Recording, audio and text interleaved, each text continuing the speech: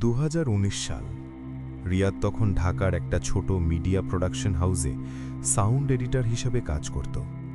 তার কাজ ছিল পুরনো অডিও পরিষ্কার করা, নয়েজ কমানো আর ডকুমেন্টারি প্রজেক্টের জন্য সাউন্ড ডিজাইন করা। একদিন অফিসে একটা নতুন প্রজেক্ট এলো। একজন লোক তার মৃত ভাইয়ের রেখে যাওয়া পুরনো রেকর্ডিংগুলো পরিষ্কার করতে দিয়েছে। লোকটার কথা খুব অদ্ভুত ছিল। রেকর্ডিংগুলো একটু অস্বাভাবিক, কিন্তু আপনি শুধু ক্লিন করে দিন। রিয়াদ বিষয়টা খুব সিরিয়াসলি নেয়নি। পুরনো ক্যাসেট বা ভয়েস নোটে অদ্ভুত শব্দ থাকতেই পারে। ফাইলগুলো ছিল মোট 7টা।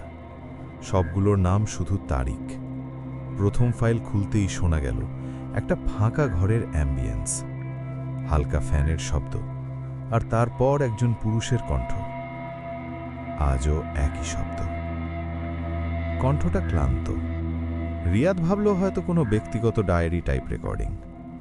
দ্বিতীয় ফাইলে রাতের পরিবেশ, দূরে কুকুরের ডাক, আর লোকটা বলছে ওরা আবার দরজার পাশে দাঁড়িয়ে। রিয়াদ একটু থেমে গেল। এবার তার কৌতূহল বাড়ল। তৃতীয় ফাইল চালাতেই সে কপালে ভাঁজ ফেলল, কারণ এই ফাইলে লোকটা খুব নিচু গলায় বলছে, যদি কেউ এই রেকর্ডিং শোনো, দরজাটা খুলবে না। ঘরের ভেতর নীরবতা। তারপর একটা শব্দ, ধীরে, খুব ধীরে, টক, যেন দরজায় একবার টোকা। রিয়াদ স্বাভাবিকভাবেই ভাবল এটা হয়তো রেকর্ডিংয়ের অংশ। কিন্তু ঠিক তখনই সে একটা জিনিস বুঝল। তার নিজের স্টুডিওর দরজায়ও একই সময় একটা শব্দ হলো, টক। সে হেডফোন খুলে চারিদিকে তাকাল। অফিসে তখন প্রায় কেউ নেই। সে উঠে চেয়ার খুলে দেখল বাইরে কেউ নেই। সে আবার চেয়ারে বসে পড়ল। নিজেকে বোঝালো এটা কাকতালীয়। কিন্তু আবার ফাইল প্লে করতেই লোকটার কণ্ঠ শোনা গেল, ওরা এখন খুব কাছে। আর ব্যাকগ্রাউন্ডে খুব আস্তে একাধিক টোকা, টক, টক। রিয়াদের বুকের ভেতর অস্বস্তি জমতে শুরু করল, কারণ এবার শব্দটা শুধু রেকর্ডিংয়ে না, তার মনে হচ্ছিল শব্দটা যেন স্টুডিওর ভেতরেও প্রতিধ্বনিত হচ্ছে। সেদিন রাতে বাড়ি ফেরার পরও তার মাথায় শুধু একটা প্রশ্ন, লোকটা ঠিক কী রেকর্ড করছিল, আর কেন সে বারবার বলছিল দরজা খুলবে না। রিয়াদ তখনও জানত না এই ফাইলগুলো শুধু পুরনো রেকর্ডিং না, এগুলো ছিল একটা ঘটনার শুরু। পরের দিন অফিসে এসে রিয়াদ ঠিক করল আজ সে সব ফাইল একবারে শুনে শেষ করবে। স্টুডিওতে তখন শুধু সে একা, দরজা বন্ধ, লাইট হালকা কম। পরের দিন অফিসে এসে রিয়াদ ঠিক করল আজ সে সব ফাইল একবারে শুনে শেষ করবে। স্টুডিওতে তখন শুধু সে একা, দরজা বন্ধ, লাইট হালকা কম। সে আবার হেডফোন পরে চতুর্থ ফাইল চালালো। এইবার রেকর্ডিংয়ের শুরুতেই লোকটার শ্বাস খুব ভারী শোনা যাচ্ছিল। ওরা এখন দরজার ওপাশে, আমি খুলছি না। কণ্ঠে স্পষ্ট আতঙ্ক। তারপর হঠাৎ থাম, যেন দরজায় জোরে আঘাত। রিয়াদ অনিচ্ছা সত্ত্বেও নিজের স্টুডিওর দরজার দিকে তাকালো। কিছুই না, কিন্তু তার শরীরের ভেতর অস্বস্তি ধীরে ধীরে বাড়ছিল। পঞ্চম ফাইল চালাতেই সে বুঝল ঘটনাটা শুধু ভয়ের না, রহস্যময়। লোকটা খুব শান্ত গলায় বলছে, আমি রেকর্ড করছি, কারণ যদি আমি না থাকি তাহলে কেউ যেন জানে। তারপর কয়েক সেকেন্ড নীরবতা, আর তারপর খুব আস্তে একটা ফিসফিস, যেটা লোকটার কণ্ঠ না, একটা দ্বিতীয় কণ্ঠ, অস্পষ্ট কিন্তু শব্দটা পরিষ্কার, খুলে দাও। রিয়াদের হাত ঠান্ডা হয়ে গেল। সে অডিও থামিয়ে আবার চালালো, নয়েজ ফিল্টার দিল। ফিসফিস শব্দটা আরও পরিষ্কার হলো। এটা কোনো ইকো না, এটা আলাদা কণ্ঠ। রিয়াদ নিজের অজান্তেই স্টুডিওর দরজার দিকে তাকালো। মনে হচ্ছিল যেন কেউ দাঁড়িয়ে আছে, কিন্তু সে নিজেকে বোঝালো এটা শুধু অডিওর প্রভাব। এরপর ষষ্ঠ ফাইল। এই ফাইলটা অন্যগুলোর চেয়ে ছোট। শুরুতেই লোকটা জুতো গলায় বলছে, আজ তারা ভেতরে আসতে চাইছে, আমি দরজার নিচে পানি দেখছি। রিয়াদের বুক ধড়ফড় করতে লাগল, কারণ ঠিক সেই মুহূর্তে তার স্টুডিওর দরজার নিচে যেন ছায়া নড়ল। সে চোখ পিটপিট করে তাকালো। কিছু নেই, কিন্তু তার শরীরের ভেতর ঠান্ডা একটা অনুভূতি ছড়িয়ে পড়ল। এখন শুধু শেষ ফাইল বাকি। ফাইল নাম, শেষ তারিখ। রিয়াদ কয়েক সেকেন্ড থেমে রইল। তার মনে হচ্ছিল এই ফাইলটা শোনার পর হয়তো সবকিছু বদলে যাবে। সে গভীর নিঃশ্বাস নিয়ে প্লে চাপল। ফাইলের শুরুতে শুধু নীরবতা। প্রায় 10 সেকেন্ড কিছুই নেই। তারপর লোকটার কণ্ঠ, খুব নিচু, খুব ক্লান্ত। যদি কেউ এটা শোনো, জেনে রেখো, তারা শব্দের ভেতরেই থাকে। রিয়াদের শরীর শিউরে উঠল। আর ঠিক তখনই রেকর্ডিংয়ে একটা শব্দ, দরজা ধীরে খুলছে। তারপর লোকটার চিৎকার, আর হঠাৎ সব বন্ধ। ফাইল শেষ। স্টুডিওতে আবার নীরবতা। কিন্তু এবার রিয়াদ একটা জিনিস স্পষ্ট শুনল। তার নিজের পেছনে খুব আস্তে একটা ফিসফিস, তুমিও শুনেছ? রিয়াদ হঠাৎ ঘুরে দাঁড়ালো। কেউ নেই। কিন্তু এখন সে নিশ্চিত, এই রেকর্ডিংগুলো শুধু একটা ঘটনার রেকর্ড না, এগুলো যেন কিছু একটা বহন করছে। সেই দিন স্টুডিও থেকে বের হওয়ার সময় রিয়াদের মনে হচ্ছিল সে যেন একা না। পেছনে কেউ হাঁটছে না, তবু একটা উপস্থিতির অনুভূতি। সারা রাত সে ঠিকমতো ঘুমাতে পারল না। বারবার কানে বাজছিল, তারা শব্দের ভেতরেই থাকে। পরের দিন অফিসে গিয়ে সে প্রথমেই প্রজেক্ট ম্যানেজারকে জিজ্ঞেস করল, এই রেকর্ডিংগুলো কে দিয়েছে? ম্যানেজার বলল, একজন লোক এসে দিয়েছিল, নিজেকে মৃত রেকর্ডিস্টের ভাই বলে পরিচয় দিয়েছে। রিয়াদ ঠিক করল সে লোকটার সাথে দেখা করবে। ঠিকানাটা নিয়ে বিকেলে সে চলে গেল শহরের এক পুরনো অ্যাপার্টমেন্টে। লোকটা দরজা খুলতেই বোঝা গেল সে খুব ক্লান্ত আর অস্থির। রিয়াদ নিজের পরিচয় দিয়ে বলল সে রেকর্ডিং নিয়ে কিছু জানতে চায়। লোকটা কিছুক্ষণ চুপ করে থাকল, তারপর ভেতরে বসতে বলল। ঘরটা অদ্ভুত নীরব, দেয়ালে শুধু কয়েকটা পুরনো ছবি। লোকটা ধীরে ধীরে বলতে শুরু করল। তার ভাই ছিল সাউন্ড রিসার্চার, রাতের শব্দ, ইনফ্রাসাউন্ড আর অডিও হ্যালুসিনেশন নিয়ে কাজ করত। একটা পুরনো ভাড়া বাসায় থাকত সে, যেখানে নাকি অদ্ভুত শব্দ শোনা যেত। প্রথমে সে ভাবত এটা শুধু অ্যাকোস্টিক ইস্যু, তাই সে প্রতিদিন রাতে শব্দগুলো রেকর্ড করতে শুরু করে। রিয়াদের বুকের ভেতর ধীরে ধীরে চাপ বাড়ছিল। লোকটা বলল, শুরুতে সব স্বাভাবিক ছিল, কিন্তু পরে সে বলতো শব্দগুলো বদলে যাচ্ছে। একদিন সে ফোন করে বলেছিল, আমি মনে হয় এমন কিছু রেকর্ড করছি যা মানুষ শোনার জন্য নয়। তারপর থেকে সে আরও অস্থির হয়ে যায়, দরজা বন্ধ রাখত, কারো সাথে দেখা করত না। শেষ রাতের পর সে নিখোঁজ হয়ে যায়। ঘরে শুধু রেকর্ডার আর ল্যাপটপ পাওয়া যায়। দরজা ভেতর থেকে বন্ধ ছিল, কোনো ভাঙার চিহ্ন নেই। রিয়াদের গলা শুকিয়ে গেল। তারপর লোকটা নিচু গলায় বলল, তারপর থেকে আমি মাঝে মাঝে রাতে সেই একই টোকা শুনি। ঘরের ভেতর হঠাৎ নিস্তব্ধতা নেমে এলো।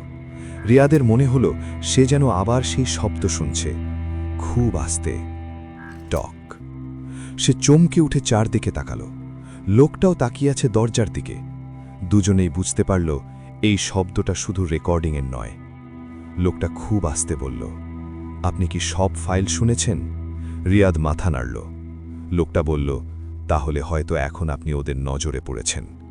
রিয়াদের শরীরের ভেতর ঠান্ডা একটা স্রোত নেমে গেল, কারণ তার মনে হচ্ছিল এটা কোনো কুসংস্কার না, এটা যেন কোনো অদ্ভুত চক্র, যে শোনে সে জড়িয়ে পড়ে। বাড়ি ফেরার সময় রিয়াদের মনে হচ্ছিল আজ রাতটা হয়তো খুব সহজ হবে না। সেদিন রাতে রিয়াদ বাড়ি ফিরে অদ্ভুত একটা অস্বস্তি অনুভব করছিল। ঘরটা আগের মতোই, সবকিছু ঠিক, তবু মনে হচ্ছিল নীরবতা যেন একটু বেশি ভারী। সে নিজের মন অন্যদিকে নিতে টিভি চালালো, কিন্তু কয়েক মিনিট পরই হঠাৎ টিভির শব্দ কেমন যেন বিকৃত হয়ে গেল। রিয়াদ রিমোট তুলে ভলিউম কমালো, কিন্তু স্ট্যাটিক শব্দটা কমল না।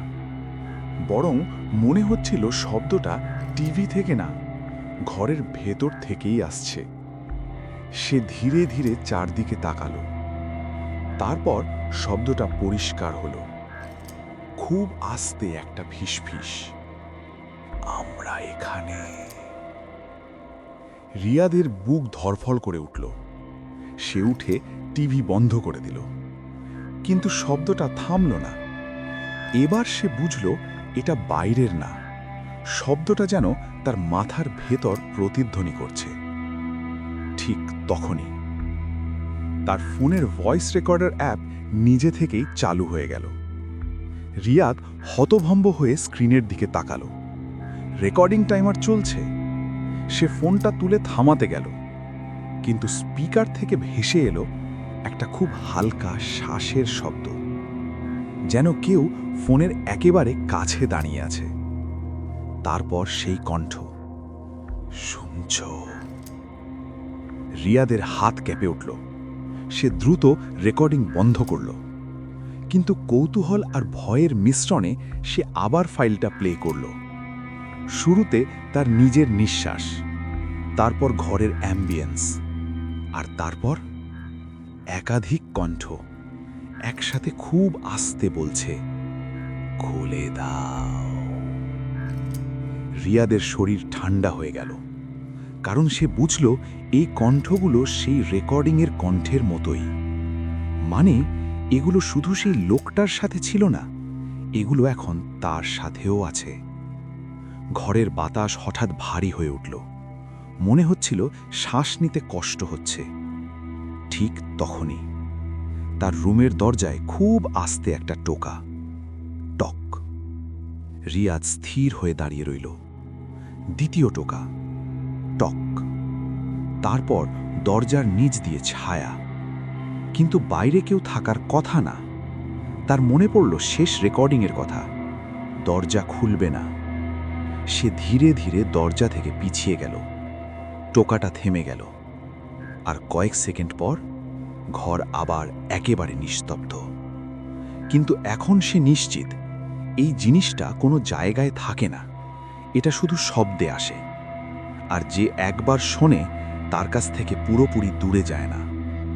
সেই রাতে রিয়াদ এক মুহূর্ত ঘুমাতে পারেনি, কারণ তার মনে হচ্ছিল ঘরের ভেতর কোথাও না কোথাও কেউ খুব ধীরে শ্বাস নিচ্ছে। সেই রাতের পর রিয়াদ বুঝে গেল এটা আর শুধু ভয়ের অনুভূতি না, এটা যেন একটা উপস্থিতি যা ধীরে ধীরে তার চারপাশে জড়িয়ে যাচ্ছে। পরের দিন অফিসে গিয়ে সে একটা সিদ্ধান্ত নিল, এই রেকর্ডিংগুলো আর রাখা যাবে না। সে ভাবল যদি শব্দ থেকেই সব শুরু হয় তাহলে শব্দটাই শেষ করতে হবে। রিয়াদ সব ফাইল একসাথে একটা হার্ড ড্রাইভে কপি করল। তারপর সে সেই লোকটার ভাইকে ফোন করল। লোকটা শুধু একটা কথাই বলল, যদি শেষ করতে চান তাহলে যেখানে প্রথম রেকর্ড করা হয়েছিল সেখানে নিয়ে যান। রিয়াদের বুক ধক করে উঠল। সে ঠিকানাটা নিয়ে বিকেলে সেই পুরনো বাসায় গেল। বাড়িটা এখন পরিত্যক্ত, দরজা আধখোলা, ভেতরে ধুলো আর নীরবতা। সে ভেতরে ঢুকতেই একটা ঠান্ডা বাতাস বইল। ঘরটা খুব সাধারণ, কিন্তু অদ্ভুত একটা চাপা অনুভূতি। সে মাঝখানে দাঁড়িয়ে হার্ড ড্রাইভটা মেঝেতে রাখল। তারপর ল্যাপটপে সব ফাইল একসাথে প্লে করল। ঘরের ভেতর একসাথে সব শব্দ ভেসে উঠল, ফিসফিস, শ্বাস, টোকা। মনে হচ্ছিল শব্দগুলো দেয়ালে প্রতিধ্বনি হয়ে ঘুরছে। হঠাৎ ঘরের বাতাস ভারী হয়ে গেল। রিয়াদের মনে হচ্ছিল সে একা নয়, তার চারপাশে যেন অনেকগুলি উপস্থিতি দাঁড়িয়ে আছে, কিন্তু কাউকে দেখা যাচ্ছে না। হঠাৎ সব শব্দ একসাথে থেমে গেল। পুরো ঘর নিস্তব্ধ, আর সেই নিস্তব্ধতার মধ্যে একটা মাত্র কণ্ঠ, খুব আস্তে, এখন আমরা মুক্ত। রিয়াদের শরীর শিউরে উঠল। হঠাৎ জানালার কাঁচ কেঁপে উঠল। তারপর আবার সব শান্ত। ঘরের বাতাস ধীরে ধীরে হালকা হয়ে গেল। মনে হচ্ছিল যেন চাপটা সরে গেছে। রিয়াদ বুঝল কিছু একটা শেষ হয়েছে। সে হার্ড ড্রাইভটা নিয়ে বাইরে বের হয়ে এলো। সেদিন রাত, অনেক দিন পর সে প্রথমবার গভীর ঘুম দিল। কোনো ফিসফিস না, কোনো টোকা না, শুধু নীরবতা। কয়েক মাস পরে রিয়াদ আবার সেই রেকর্ডিংগুলো শুনতে চেষ্টা হয়েছিল, কিন্তু অদ্ভুতভাবে সব ফাইল একেবারে ফাঁকা, কোনো শব্দ নেই, শুধু নীরবতা। আজও সে মাঝে মাঝে ভাবে, শব্দগুলো কি সত্যিই শেষ হয়ে গেছে, নাকি তারা শুধু নতুন কাউকে অপেক্ষা করছে।